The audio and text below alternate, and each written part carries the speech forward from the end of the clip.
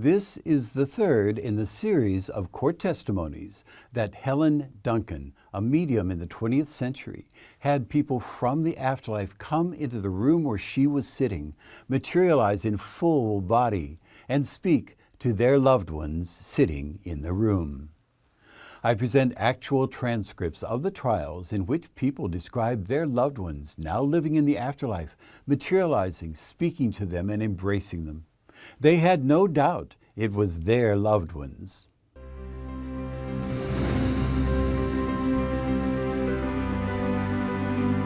Hello, I'm Dr. R. Craig Hogan, President of the Afterlife Research and Education Institute and Seek Reality Online.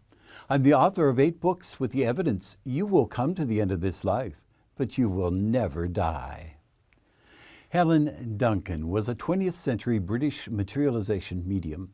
She revealed military secrets when military personnel materialized that no one could have known except the person in spirit.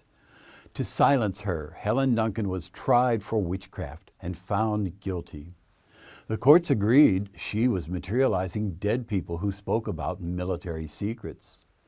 In this series of videos, I present narrations of the actual transcripts of testimonies by 5 people who had sat with Helen Duncan and testified under oath that their loved ones materialized in the room. They had intimate conversations with them, and they even touched and kissed them. This is the third testimony. Herbert John Steuben, a well-known medium, lecturer, and healer who formed the Pathfinder Society, testified that he had witnessed materializations of his mother and a child he knew whose leg had been amputated. He had experiences and dialogue showing the people who materialized were alive, although their bodies were dead.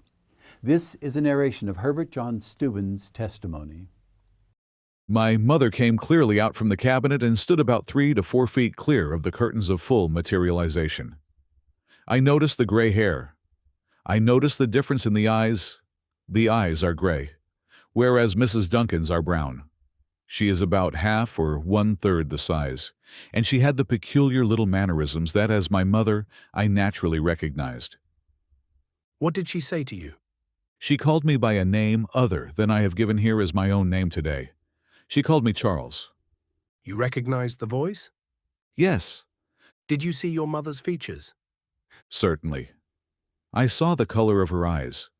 She had a little mannerism that when she was under emotion, one would see, before she broke down, the lips tremble like a mother would. And it was very characteristic when she was very stirred. She was stirred naturally then, and I had to comfort her instead of she comforting me. This little child of 14 materialized. She had long black hair.